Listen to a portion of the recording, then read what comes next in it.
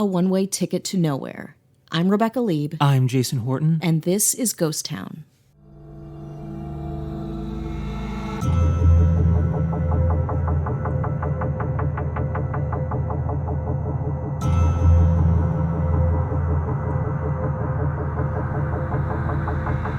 At the height of World War II, the United States Navy dispatched 5 torpedo bombers on a routine training flight over the Bermuda Triangle. Ooh. All 14 crew members aboard the 5 military aircraft were never seen or heard from again. The 5 planes are collectively known as Flight 19. But that's 5 flights. Maybe somebody will make a connection with the number 19 and the Bermuda Triangle, I'm sure. I would like that, because my ADD type A brain is like, but it's just one. So at 2:10 p.m. on December 5th, 1945, 5 TBM Avenger torpedo bombers took off from Naval Air Station in Fort Lauderdale. The planes were scheduled to tackle a 3-hour exercise known as Navigation Problem Number 1. Whoa, but there's many problems.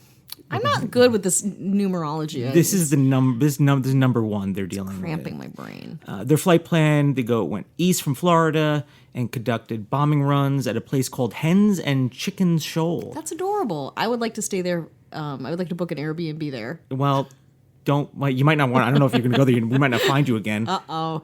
I'll carry on if that happens. Just letting everyone know the podcast is going nowhere. Jason will be okay. Ghost Town will be okay. Then they turn north and proceed over Grand Bahama Island before changing course a third time and flying southwest back to base. So each plane, except for one, carried 2 men, and each of the Avengers was crewed by 3 Navy men and Marines. Most of them had logged in about 300 hours in the air. The flight's leader was Lieutenant Charles C. Taylor, an experienced pilot and veteran of several combat missions in World War II's Pacific Theater. His experience will be called into question. Okay. Just a little tiny heads up. Mm-hmm. The first leg of the exercise over Hens and Chicken Shoals, which you love, went according to plan, great, but shortly after, something odd began to happen. No. So a little after 2:30 p.m., Taylor radioed base to report, both my compasses are out, and I'm trying to find Fort Lauderdale, Florida. I'm sure I'm in the Keys, but I don't know how far down. The Bermuda Triangle is like a big thing, which I've gotten into the different things people have experienced. Sure.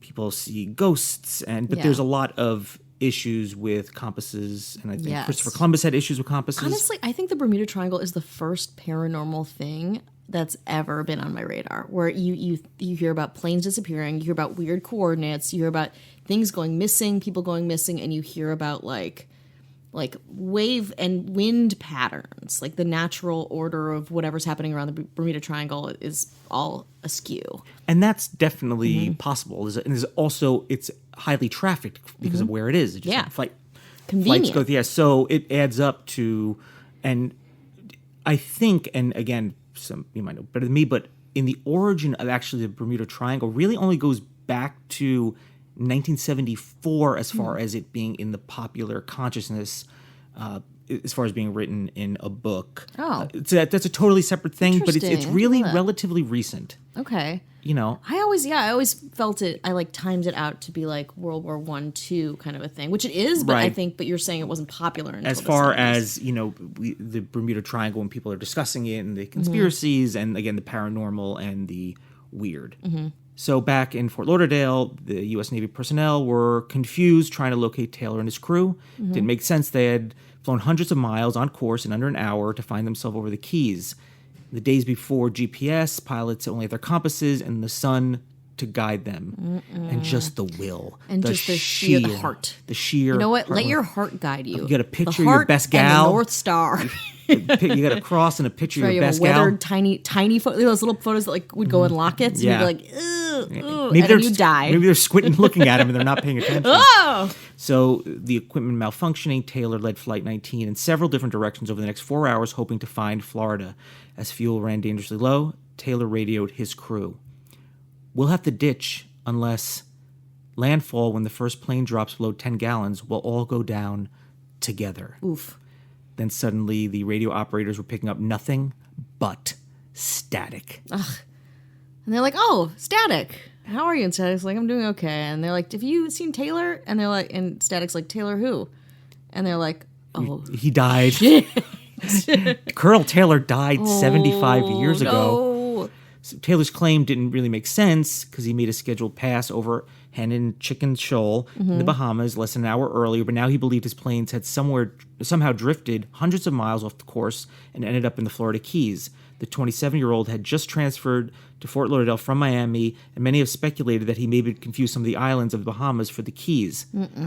Under normal circumstances, pilots lost in the Atlantic were supposed to point their planes toward the setting sun and fly west towards the mainland. But Taylor had become convinced that he might be over the Gulf of Mexico. Hoping to locate the Florida Peninsula, he made a fateful decision to steer Flight 19 northeast, a course that would only take them either farther out to sea, so more away from everything. Yeah, not good. Not a good choice. Some of his pilots seemed to have recognized that he was making a mistake. Damn it, one man griped over the radio. If we would just fly west, we would get home. Home, home, home, home. You want to take a little tiny little break? I think now's a good time. I want a little snack break. You want a little snack break? Enough to eat a tiny Twix bar. And we are back.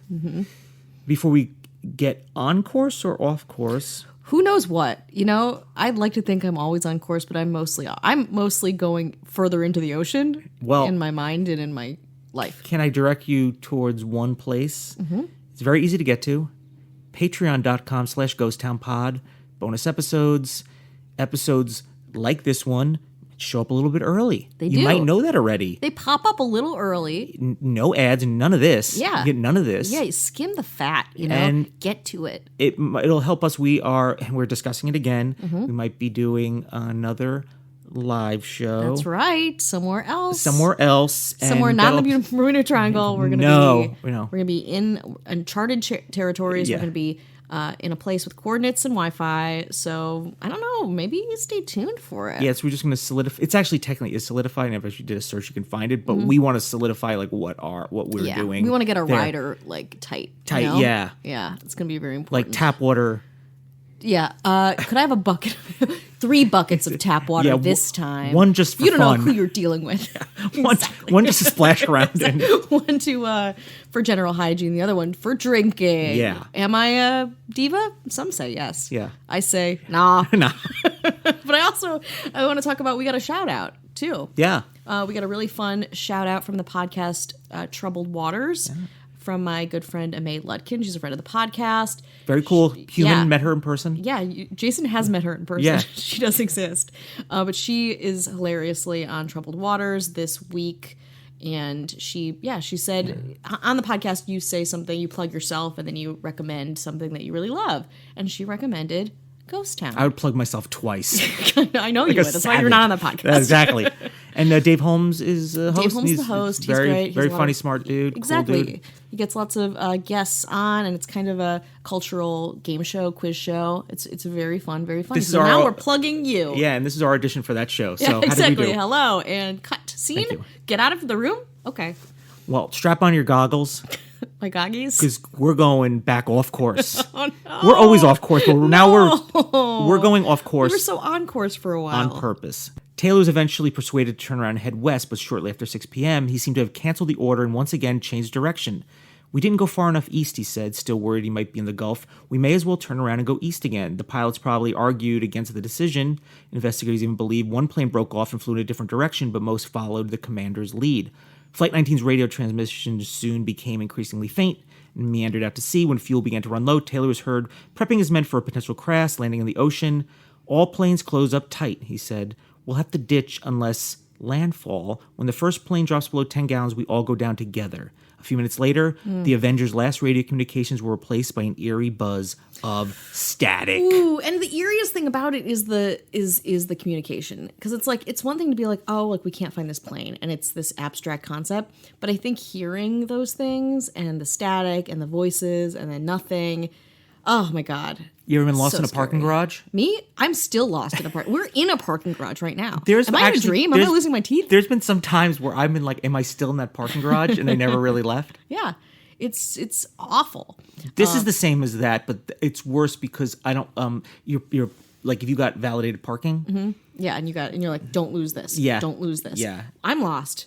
I didn't lose this, but I'm lost. And what if you have to end up paying like $9? Yeah. Are you kidding me? So this is the equivalent to that in today's. We understand what's happening in the Bermuda Triangle. No, this is horrifying.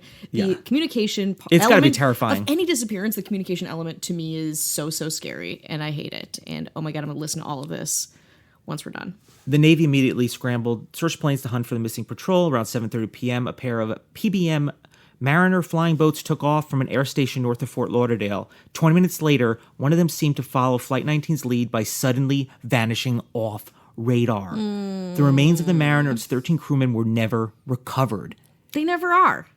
So the people looking for Flight 19, they also went missing in the Bermuda Triangle. It's got sucked in. You don't get too close. It's like me and dating. Don't get too close. You might fall in love, you know? Yeah, but falling in love is dying in this case. So just figure it out, people. Same. Don't do it. Go back to your wife and family and live your happy They're all married? yeah. Don't go after married dudes. No, my dating thing. The people at Bermuda Triangle people. Okay. They're all like handsome 27-year-olds. Oh, they're so handsome. You know, they get the little locket picture and they're like, I'm going to follow Dolores and I are going to go into the sunset and then they're never found again. Or June, right? Oh, June's a good June's a good name, right? Yeah. June's a good name. Bessie. Yeah. Is that a good name? I don't know. Judy. Judy's a pretty good mid-century name. Not Apple. This name's probably not Apple. Is it Paltrow? Yeah. yeah. Apple's vetoed. But it is believed that the seaplane actually exploded shortly after takeoff. I don't know. I guess it just happens, or it's a hurried thing. Maybe there's panic. I don't know. The next day, the Navy dispatched more than 300 boats and aircraft. They're like, listen, we'll send the 300. They all can't go missing. Yeah, exactly. To look if we send more, less people will die? Maybe. I don't know. To look for Flight 19 and the missing Mariner, the search party spent 5 days combing through more than 300,000 square miles of territory. Nothing. Came up snake eyes. Of course. In his 1980 book, The Disappearance of Flight 19, probably the most authoritative and thorough book, author Larry Kusch found that Charles... Founder of the Kusch Ball. Yeah.